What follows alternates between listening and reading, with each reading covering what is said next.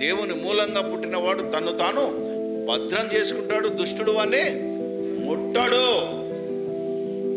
So ఇప్పటికైనా బాప్తిసం తీసుకోవాలి వాళ్ళకి ఏం చెప్తున్నానంటే, ముందు దేవుడు ఎవరో తెలుసుకోండి, యేసుప్రభువో తెలుసుకోండి, ఆ పరిశుద్ధాత్మను గురించి తెలుసుకోండి. మొత్తం క్లాసు, నువ్వెందుకు పుట్టావు, పుట్టిన తర్వాత నువ్వు ఎందుకు చెడిపోతున్నావు, చెడిపోయిన నువ్వు ఎందుకు మారాలి, వాట్ ఈజ్ యువర్ గోల్, ఈ బైబిల్ క్లాస్ అంతా తీసుకుంటే అప్పుడు వాడు అర్థమై, అవును నేను పాపినే, నాకు బాప్తిసం కావాలి అని అడిగినోడికే ఇవ్వాలి. అలా అడిగినోడే దేవుని మూలంగా పుట్టినోడు.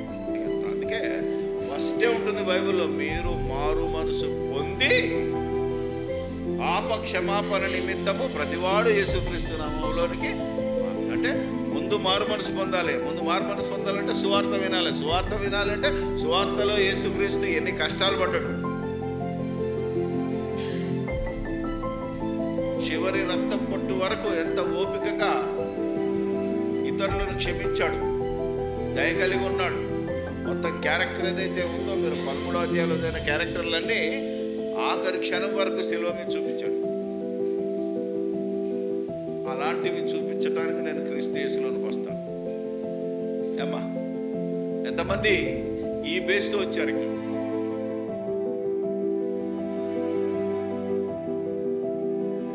సర్వశక్తిమంతుడైన దేవునికి, సకలాశీర్వాదాలకు కారణభూతుడైన సర్వేశ్వరుడికి, సర్వములో సర్వము తానై సర్వవేళలా సర్వ వ్యవస్థలలో కునుకక నిద్రపోక సర్వ మానవాళిని ఏ భేదము లేకుండా జాతి మత కుల వర్ణ వర్గ భాషా ప్రాంతీయ విభేదాలకు అతీతంగా ప్రేమించి సంరక్షించి పోషిస్తున్నటువంటి మహాదేవుడైన మన కన్న తండ్రికి, ఆయన ప్రియకుమారుడు, ఈ లోక రక్షకుడు, మనుషులందరికీ ప్రభుగా నియమింపబడిన వాడైన క్రీస్తు యేసు ద్వారానే దేవుని ఆత్మ సహాయంతో మనందరి తరపున వేవేల కృతజ్ఞతాస్తుతులు స్తోత్రాలు సమర్పిస్తూ ఉన్నాను. ప్రభువును రక్షకుడును పాప విమోచకుడును అయినటువంటి యేసుక్రీస్తును దేవుని కుమారుడని నమ్మి, ఆయన అధికారానికి లోబడి ఆయనకు విధేయుడు కావడానికి ఆయనలోనికి బాప్తిసం తీసుకున్నటువంటి మీ అందరికీ, ఇంకా తీసుకోవాలని ఆశ కలిగిన వారికి కూడా ప్రభువైన యేసుక్రీస్తు నామములోనే నా వందనాలు, శుభములు, శుభాభివందనాలు తెలియచేస్తూ ఉన్నాను. క్రీస్తు కృప, దేవుని మహాదైశ్వర్యం, పరిశుద్ధాత్మని యొక్క నడిపింపు మనల్ని ఇక్కడికి నడిపించిందని, ఇక్కడికి వచ్చిన తర్వాత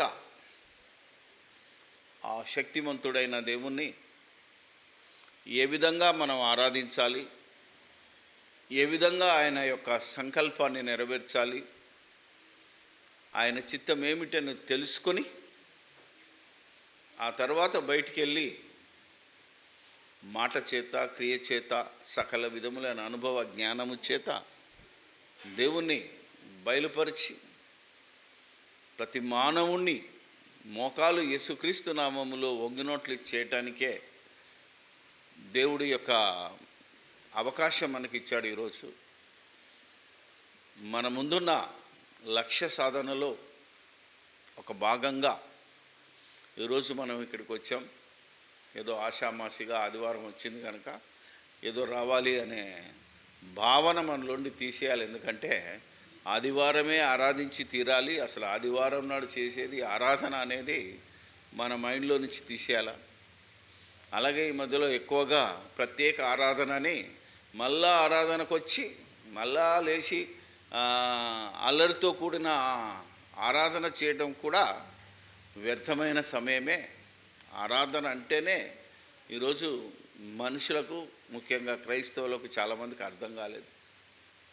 కాబట్టి దేవుని ఆరాధించుటకు, దేవుని గణపరచుటకు ఇక్కడికి వచ్చిన మనం, మరి దేవుడు మన గురించి ఏం ఆలోచించాడు, మనల్ని ఎందుకు పుట్టించాడు, మన కోసం ఈ సకల చరాచర ప్రకృతిని ముందే ఎందుకు పుట్టించాడు అనే కొన్ని విషయాలన్నిటిని నేర్చుకొని పూర్తిగా ఆయన మనస్సు నెరిగి ఆయన కుమారుని సారూప్యంలోనికి రూపాంతరము చెంది ఈ ప్రపంచాన్ని ఒక ప్రేమాలయంగా, మన దేశాన్ని ఒక దేవాలయంగా, మన సంఘాన్నే నిజంగా దేవాలయంగా, మన ఇంటిని మన ఒంటిని దేవాలయంగా మార్చుకున్నప్పుడే దేవుని యొక్క లక్ష్యం, మానవుని యొక్క లక్ష్యం నెరవేరుతుంది అనేది మరి గత కొన్ని వారాలుగా మనం నేర్చుకుంటున్నాం. అలాగే దేవుడు మన ముందున్న లక్ష్యం, ముందు పెట్టిన లక్ష్యం, యాక్చువల్గా దేవుని లక్ష్యం ఏంటో గత 2 వారాల నుంచి చెప్పాను, మరొకసారి జ్ఞాపకం చేస్తున్నాను. మనమందరము స్త్రీ పురుష ఏ భేదము లేకుండా ఈ లోకాన్ని వదిలిన తర్వాత ఆ దేవదేవుని ముందు నిలబడాలి. ఈ శరీరాన్ని వదిలక ముందైనా ముందు నిలబడితేనే, శరీరాన్ని వదిలితే ముందు నిలబడతాం కనుక పరిశుద్ధులుగా నిర్దోషులుగా ఉండవలనని జగత్తు పునాది వేయబడక మునుపే వర్డ్ అక్కడ ఉందన్నట్టు, ప్రేమ చేత క్రీస్తులో మనల్ని చూసారు. దేవుడు మనల్ని ఎందుకు పుట్టించాడు అంటే ప్రేమ కలిగి. ఆ దేవదేవుని ప్రేమను బట్టే, ఆ దేవదేవుడు మనల్ని ప్రేమించటం బట్టే మనం ఈరోజు ఇంత చక్కగా ఇక్కడ కూర్చోగలిగాం. అదే విషయం మనకు యోహాను సువార్తలో కూడా చెప్పాడు. ఏమని? దేవుడు లోకమును ఎంతో ప్రేమించాను. మనం ఏమైనా ఇచ్చామా? బేషరత్తుగా మనల్ని మనం పుట్టక ముందే దేవుడు ప్రేమించి తన కుమారుని మన కోసం ఈ లోకానికి పంపి బలిచ్చి, ఆయన బలి ద్వారా తిరిగి మనం నిత్యజీవానికి వారసులు అవ్వాలనే ప్రేమ, ఆ ప్రేమ చేత దేవుడు ఈ లోకంలో ఉన్న మనుషులందరినీ, ప్రత్యేకంగా క్రీస్తు యేసులోనికి బాప్తిసం పొందిన ప్రతి క్రైస్తవురాల్ని ఎన్నుకున్నాడు. ఆ విషయమే, అది దేవుడు మన ముందున్న లక్ష్యమని ఈరోజు లక్ష్య సాధనలో శత్రు ఛేదనలో 3వ భాగం. ఎందుకంటే విశ్వాసం నేర్చుకున్నాం, నిరీక్షణ నేర్చుకున్నాం, ఈరోజు ప్రేమను గురించి కూడా నేర్చుకోవాలి. ఎవరిని అడిగినా మనుషుల మధ్య ప్రేమ కరువై పోతుందట. అంటేనా? పోతుంది అన్న, అదే మనం చెప్పుకుంటున్నాం. అట కాదు ఇది.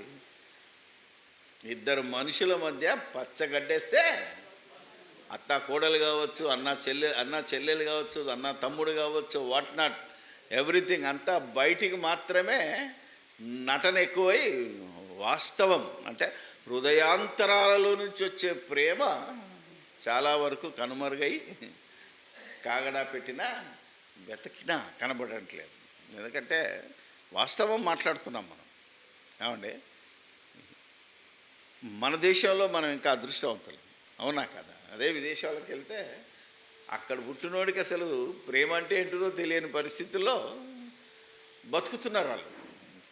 కొంతలోనో కొంత మనిషిలో ఈరోజు మన దేశంలో మానవత్వం, కొద్దిమందిలో దేవత్వం, అవునా, మిగిలింది. కానీ అనేక చోట్ల దానవత్వం విలయతాండవం చేస్తుంది.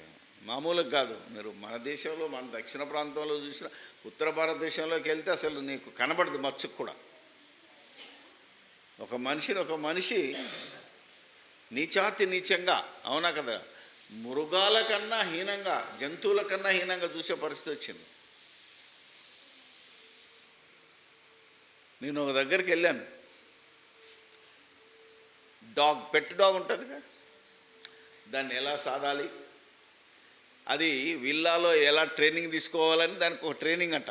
బంజారాయిల్స్లో 3 నెలలు ట్రైనింగ్ ఇస్తే కుక్కకు నెలకు 25,000 రూపాయలంట.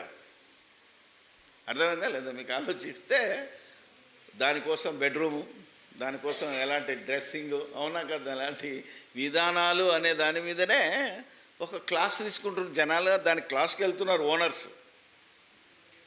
అంటే ఒక కుక్కకున్న విలువ మనిషికి లేదు. సాటి మన చుట్టాలకు కానీ, మన రక్త సంబంధికులు కానీ, అవునా కదా, మన బంధువులు కానీ వస్తే బెడ్రూమ్లో పడుకోనివ్వని దశ, అంతే కదా. ఈరోజు తల్లిదండ్రులకే బయటకు వచ్చేసింది మన బెడ్, అవునా కదా. బెడ్రూమ్లోంచి హాల్లోకి వచ్చే పరిస్థితి వచ్చింది. ఆలోచన చేయగలిగితే ఈ విషయాలన్నీ ఆలోచించి ప్రేమ, సాటి మనిషిని గౌరవించి సాటి మనిషిని ప్రేమించే విధానంలో మనిషి రోజు రోజుకు పాతాళానికి కూరుకుపోతున్నాడు. ఈ విషయాన్ని మనం జాగ్రత్తగా ఆలోచిస్తే అసలు ప్రేమ లేదు అనడానికి, అసలు ప్రేమ అంటే ఏంటో మనం తెలుసుకోవాలి. అందుకే ప్రేమను గురించి నేను ఆల్రెడీ మానవ మేధస్సు కందని ప్రేమ బుక్ కూడా రాశాను, మీ అందరికీ తెలుసు. అలాగే సెమినార్ పెట్టాం, ఊరుళ్ళు తిరిగి చెప్తున్నాం. మరొక్కసారి మన ముందున్న లక్ష్యం ఈ ప్రేమ. ఎందుకంటే 1 కొరింథీయులకు రాసిన పత్రిక 13వ అధ్యాయం 13వ వచనంలో ఉన్న మాటను మనం ధ్యానిస్తున్నాం గత 2-3 వారాల నుంచి.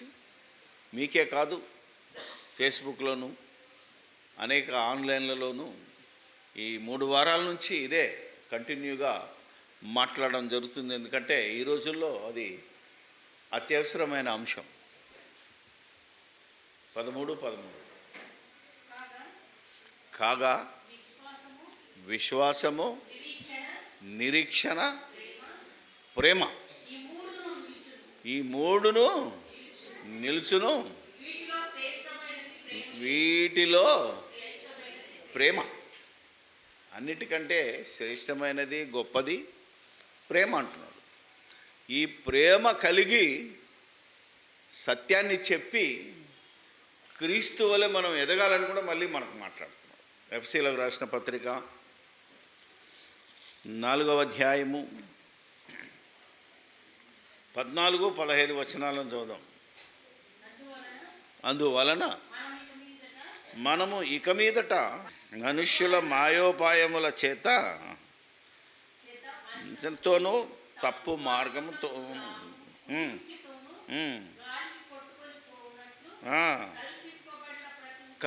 కల్పింపబడిన ప్రతి ఉపదేశములకు ఇటు అటు పోవచ్చు అలల చేత ఎగురగొట్టబడిన వారమైనట్లుండక ప్రేమ కలిగి సత్యము చెప్పుచు క్రీస్తు వలె ఉండుటకు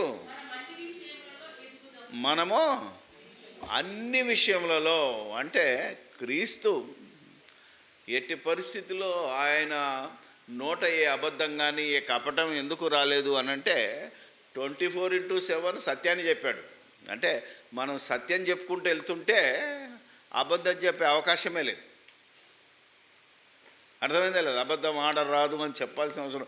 సత్యం అంటే వాక్యం, సత్యం అంటే యేసుక్రీస్తు. యేసు తనను గురించి తను సాక్ష్యం చెప్తూ, లేఖనాల నుంచి ఉటంకిస్తూ, దేవుని గురించి మాట్లాడుతూ ఉదయము సాయంత్రం, అవునా కదా, సమయమందును ఆయన చేశాడు కనుక ఆయన వలె ఉండుటకు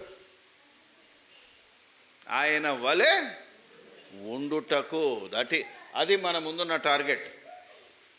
మన ముందున్న అంశం ఏంటంటే ఈ లోకాన్ని జయించాలన్నా, పాపాన్ని జయించాలన్నా, ఎవడేది చెప్పినా వినకుండా మనుషుల మాయోపాయముల చేత కొట్టుకొని పోకుండా,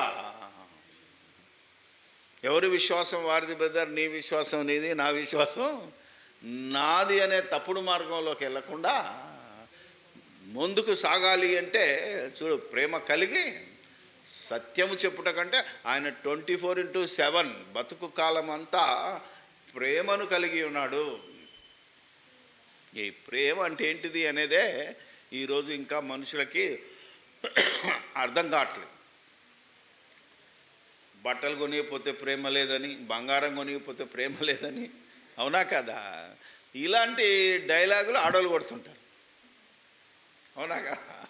ఆలోచన చేయగలిగితే రకరకాలుగా అవసరాలు, శరీర అవసరాల కోసం ఈరోజు మనిషి తీర్చినట్టుగా ప్రేమ నటిస్తున్నాడు.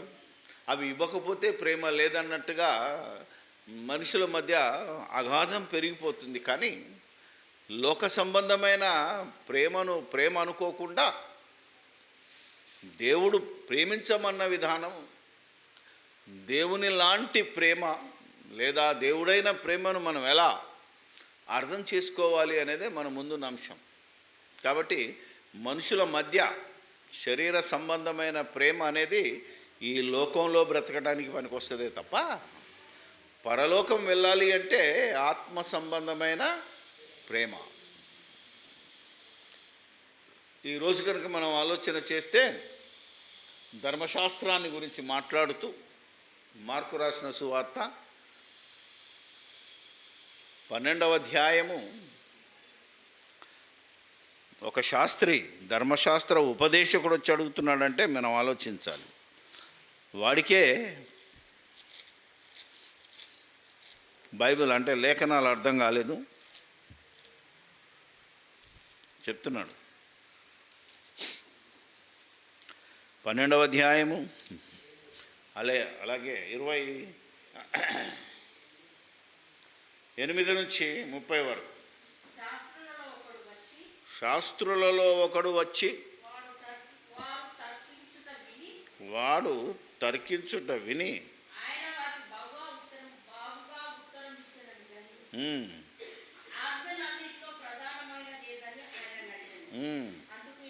అందుకు యేసు ప్రధానమైనది ఏదనగా, ఓ ఇశ్రాయేలు వినుము, మన దేవుడైన, జాగ్రత్తగా చదువుకోవాలి, మన దేవుడైన అంటే మాట్లాడుతున్నది ఇశ్రాయేలీయుడు, అవతల అడిగింది ఇశ్రాయేలీయుడు, ఆనాడు చెప్తున్నది ఇశ్రాయేలులకు. కాబట్టి యేసు ప్రభువు కూడా ఇశ్రాయేలీయుడు కాబట్టి ఏమంటున్నాడంటే మన దేవుడైన అన్నాడంటే యేసు ప్రభువు కూడా దేవుడు ఉన్నాడు. ఆ దేవుడే పాత నిబంధనలో ఒక పేరు చెప్పబడింది, అది దాని పేరు యెహోవా. కానీ ఇప్పుడు మనం యెహోవా అనవలసిన పని లేదు. ఏమనాలంటున్నాడు? ప్రభువు, అద్వితీయ ప్రభువు. నీవు నీ పూర్ణ హృదయముతోను, నీ పూర్ణ ఆత్మతోను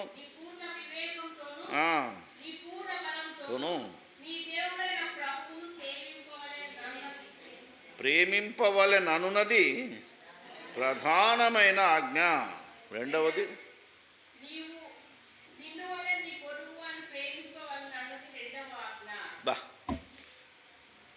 ఒకప్పుడు 10 ఆజ్ఞలు ఇచ్చాడు. ఆ 10 ఆజ్ఞలను వాళ్ళు నెరవేర్చలేక సతమవుతూ కొట్టుకు చచ్చిపోతున్నారు.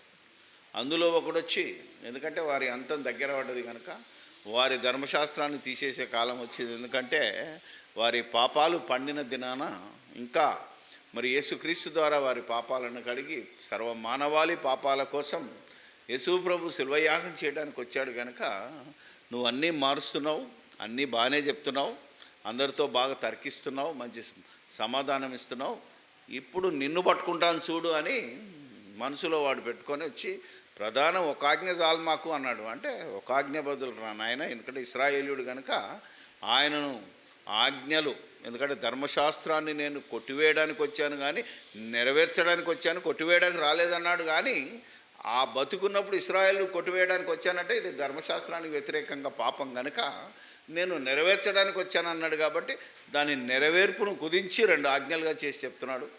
ఇక మనకు తెలిసిందే, గలతీలోకి వెళ్ళేసరికి ధర్మశాస్త్రం అంతయు నిన్ను వలె నీ పొరుగు వారిని ప్రేమించమని ఒకే ఒక్క ఆజ్ఞ, మొత్తం నీ పొరుగు వారిని ప్రేమించాలి అంటున్నాడు.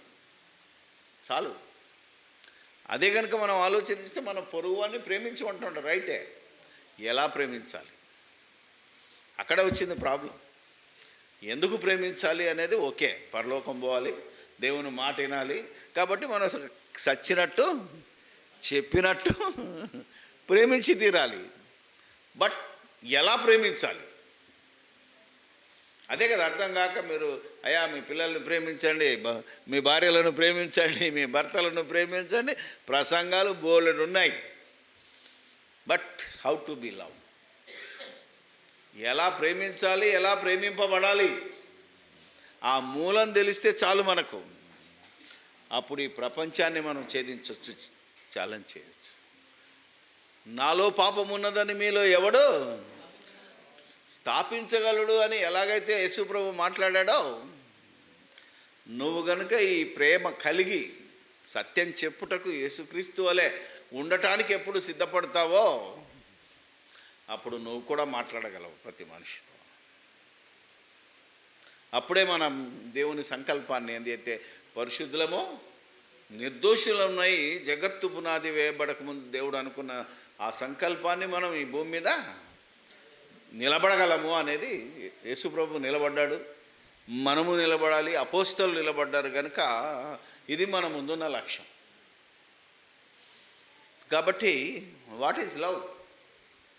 అదే ఈనాడు అన్యజనులకు క్రైస్తవుల్లో కూడా దాదాపుగా 90% మందికి తెలియని ఈ యొక్క జ్ఞానాన్ని, అందని జ్ఞానాన్ని మనం మానవ మేధస్సుకు అందని ప్రేమ అనే అంశంలో అందిస్తున్నాం.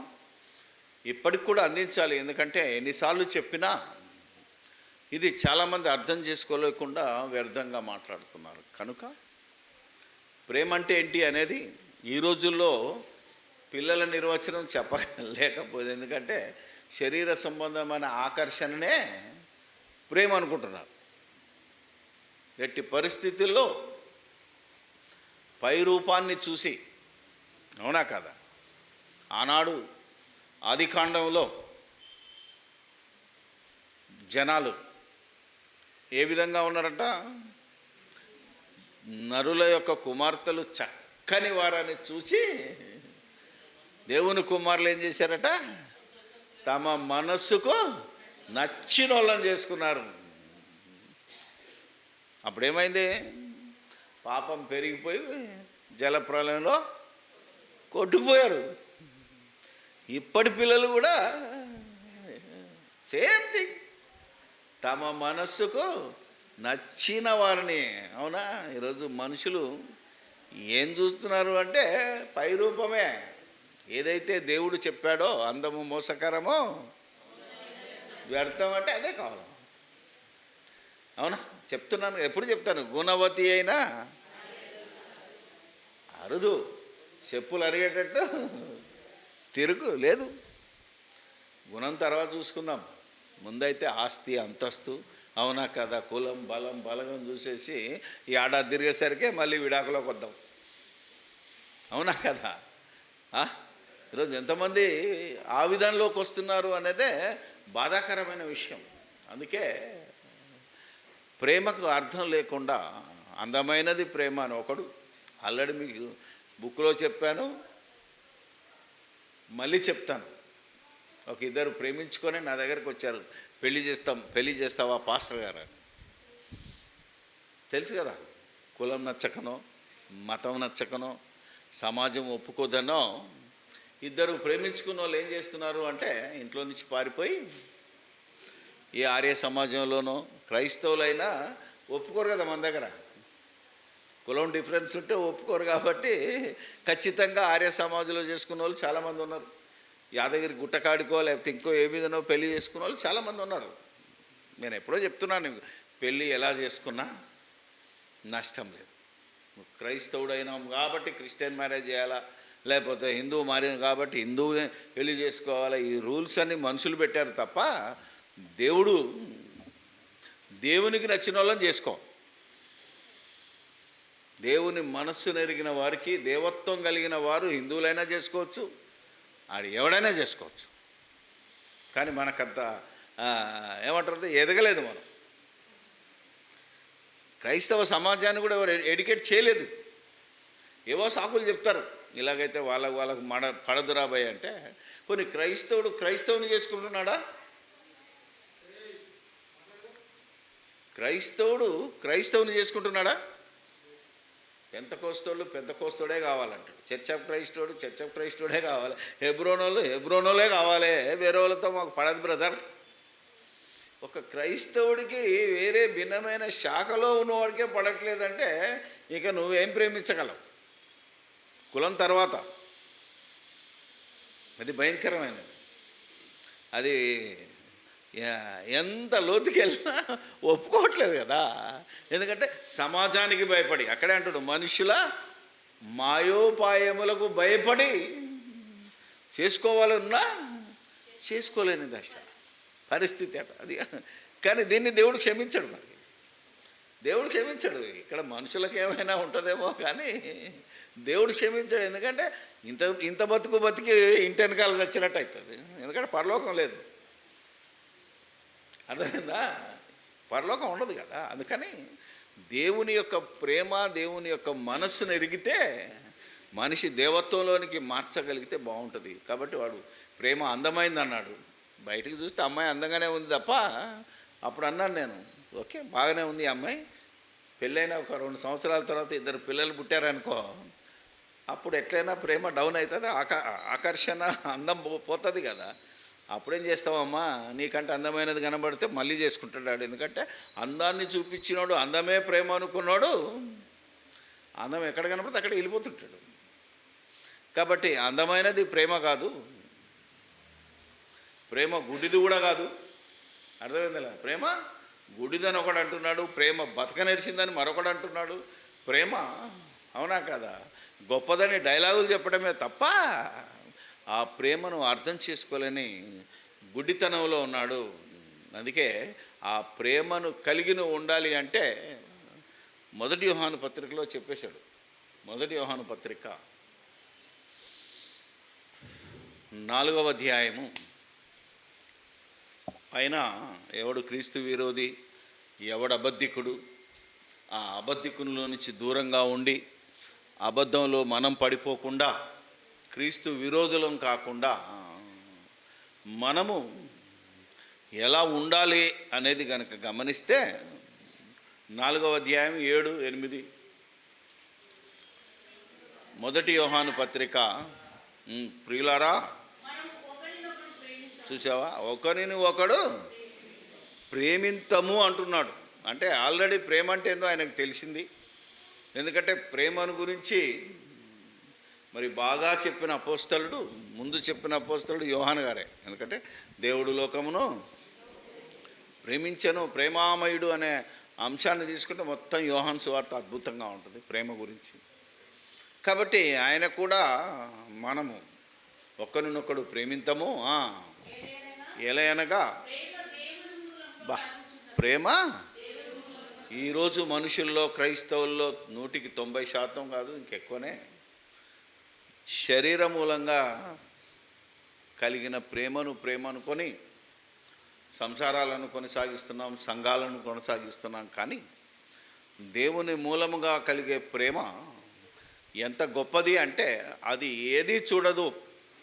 అది 1 కొరింథీ 13వ అధ్యాయంలో చెప్తున్నాడు. ప్రేమ డంబంగా మొత్తం 4వ అధ్యాయం 13వ అధ్యాయం 4 నుంచి 8 వచనాల వరకు చూస్తే ఇది ప్రేమ యొక్క తత్వం, ప్రేమ యొక్క గుణలక్షణాలు, ప్రేమను ఎలా మనం కనపరచాలో చెప్తున్నాడు. కనుక అలాంటి ప్రేమ 1 కొరింథీయులకు రాసిన పత్రిక 13వ అధ్యాయం 4 నుంచి చూస్తే ప్రేమలో ప్రేమ దీర్ఘకాలం, ఇది దేవుని మూలంగా పుట్టిన ప్రేమలో ఇలాంటి క్యారెక్టర్ ఉంటుంది. దయ చూపించును, మచ్చరపడదంటే ఈర్ష, డంబముగా ఉప్పొంగదు, అమర్యాదగా నడవదు, కొనదు, యా మనసులో ఉంచుకొనదు,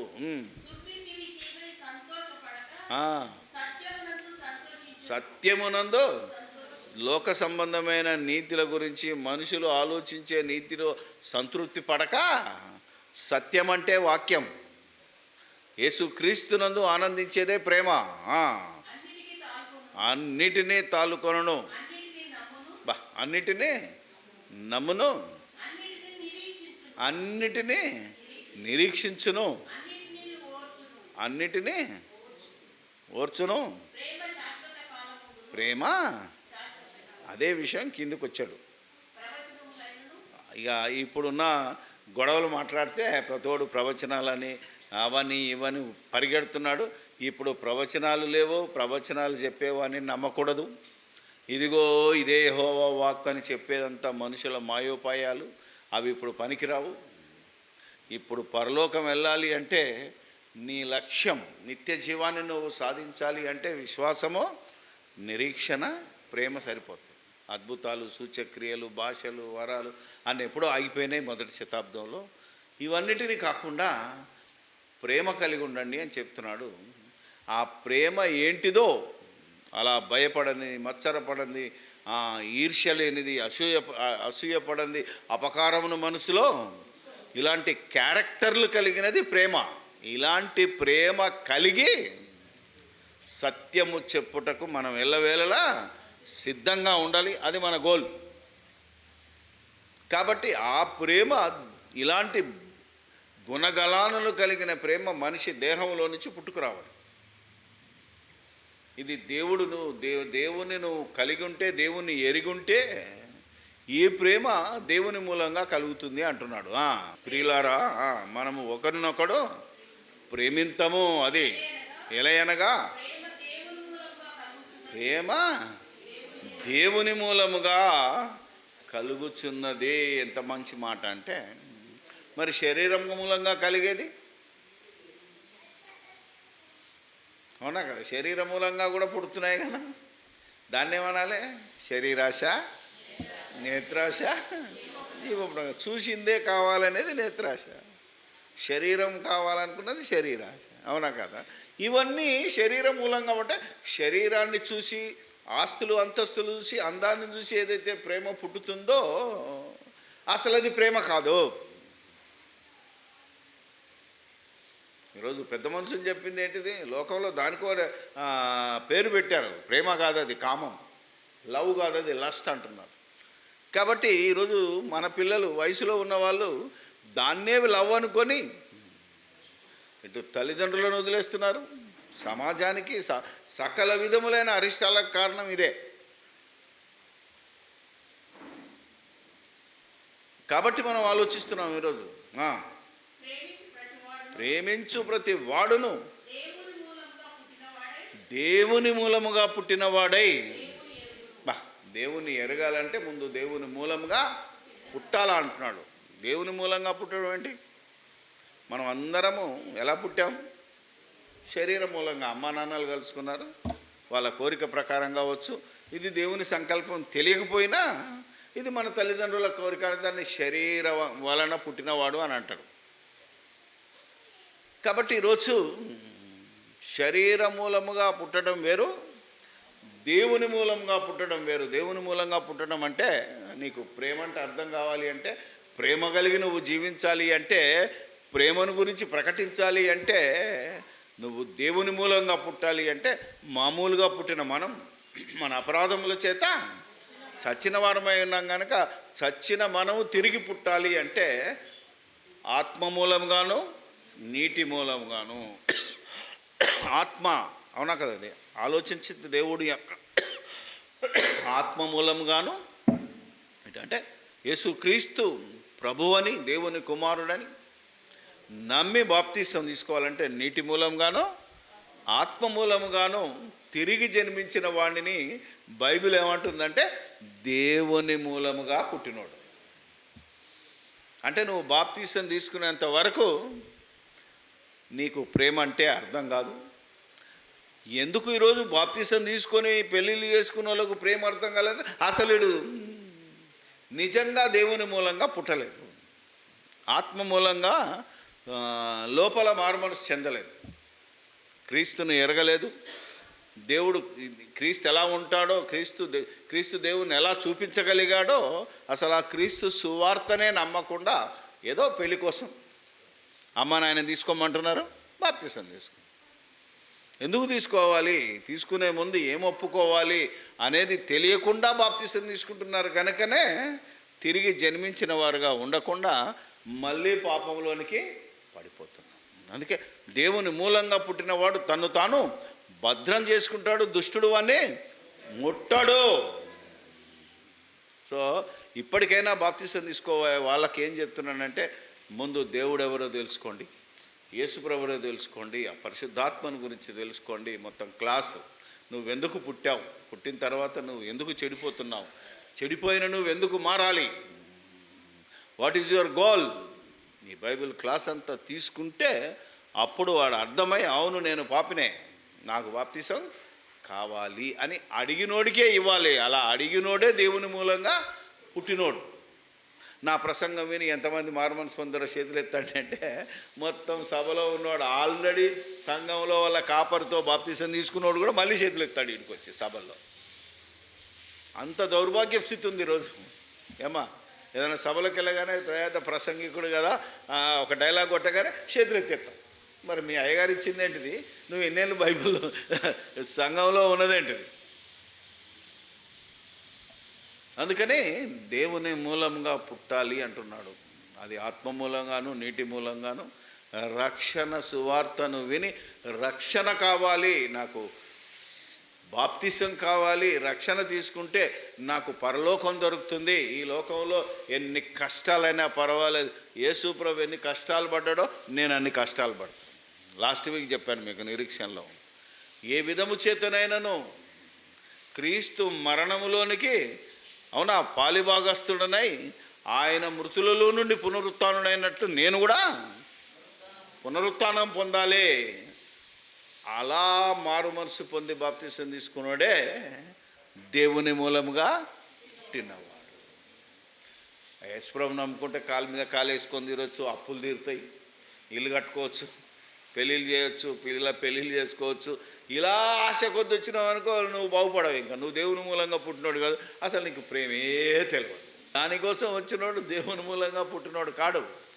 నా ఆత్మ వర్ధిల్లాలి, నేను నిత్యము జీవించాలి అని గోల్ లక్ష్యంతో వచ్చినోడు దేవుని మూలంగా పుట్టినోడు. అప్పుడు వానికి దేవుడు అర్థమవుతాడు కనుక దేవుడు ఎవరో చెప్తున్నాడు. ప్రేమ అంటే ఏంటో చెప్తున్నాడు. ప్రేమ కలిగి ఉండాలి అంటే ప్రేమ ఎవరో ఇంత చరిత్ర నీకు అర్థమైతే అప్పుడు ప్రేమ అంటే ఏందో నీకు తెలుస్తుంది. అప్పుడు ప్రేమ కలిగి సత్యము చెప్పుచు క్రీస్తు వలె ఉండుటకు ప్రయాసపడతావు. ఇది is the cause, root cause అంటారు చూసారా.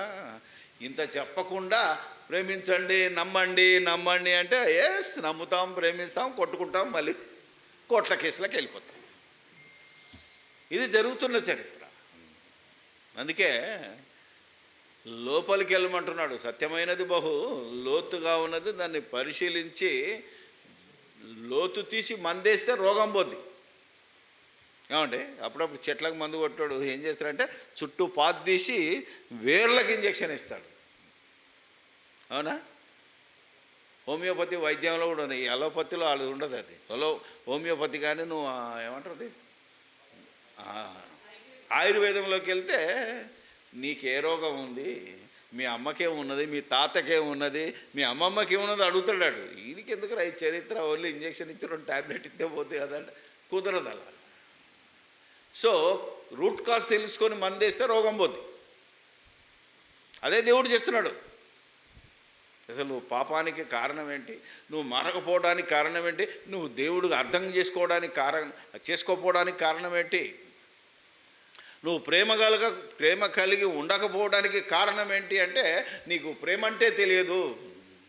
నీకు ప్రేమ అంటే అర్థం కావాలి అంటే ఇదిగో ప్రేమకు ముందు నువ్వు ఇలా రూపాంతరం చెందాలి.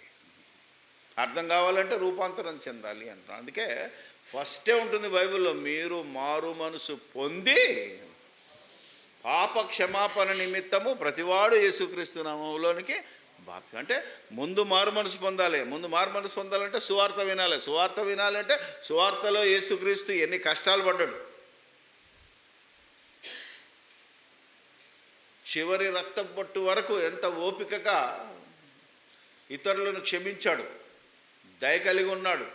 మొత్తం క్యారెక్టర్ ఏదైతే ఉందో, మీరు 13వ అధ్యాయంలో అయిన క్యారెక్టర్లన్నీ ఆఖరి క్షణం వరకు సిలువ మీద చూపించాడు. అలాంటివి చూపించడానికి నేను క్రీస్తు యేసులోనికి వస్తాను. అమ్మా ఎంతమంది ఈ బేస్తో వచ్చారు ఇక్కడ? ఒకసారి ఆలోచించండి. కష్టమైన, నష్టమైన, కరువైనా అనేది మంచి పాటలు పాడతాము, అందులో రాసింది. కానీ కష్టం వస్తే నిలబడుతాను అని నిర్ణయం తీసుకొని క్రీస్తు యేసులోనికి బాప్తిసం తీసుకున్నవాడే దేవుని మూలంగా పుట్టినవాడు. అతడే పొరుగువానిని ప్రేమించగలడు, సత్యం చెప్పగలడు. అదే చెప్తున్నాడు ఇప్పుడు. దేవుడు ప్రేమ స్వరూపి, దేవుణ్ణి ఎరగడు. కథం. దేవుడే ప్రేమ. మళ్ళా చెప్తున్నాను, ప్రేమే దేవుడు కాదు. లోకం ఏమంటుంది? ప్రేమే దైవం అంటుంది. నో, దైవమే ప్రేమ.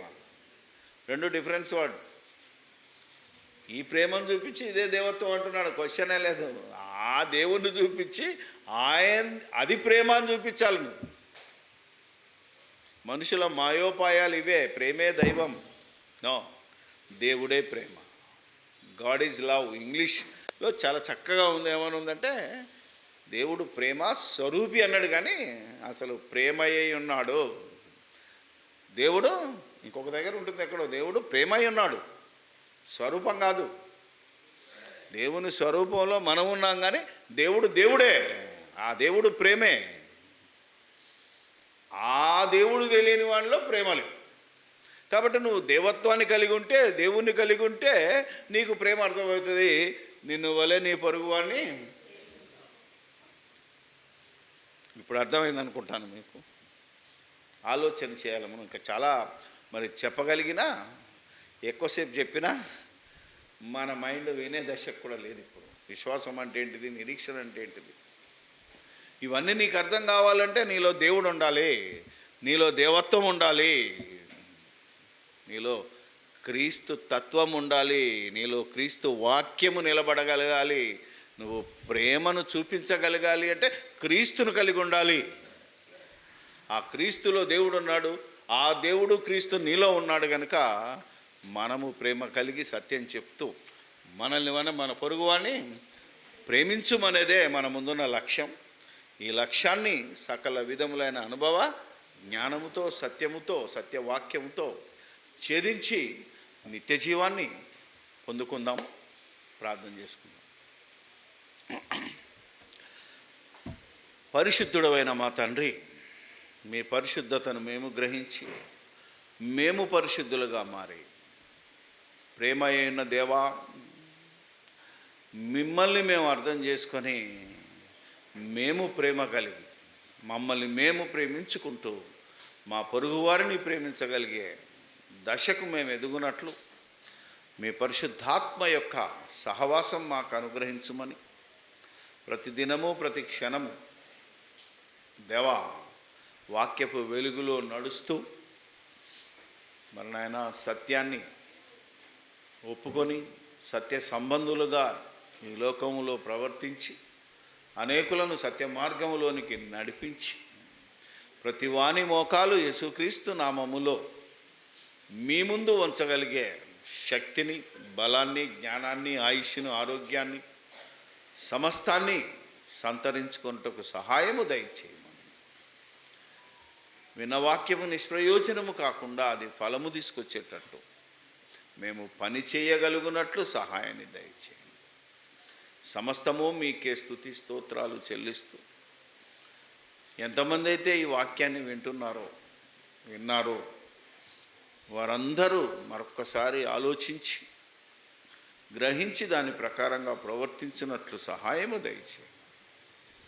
మేము మళ్ళీ కలుసుకునేంత వరకు మమ్మల్ని అందరినీ మీ చేతికి అప్పగించుకుంటూ మా ప్రభువు మీ ప్రియ కుమారుడైన క్రీస్తు యేసు అతి పరిశుద్ధమైన నామములోనే ఈ ప్రార్థన అడిగి వేడుకొనుచున్నాము పరమ తండ్రి.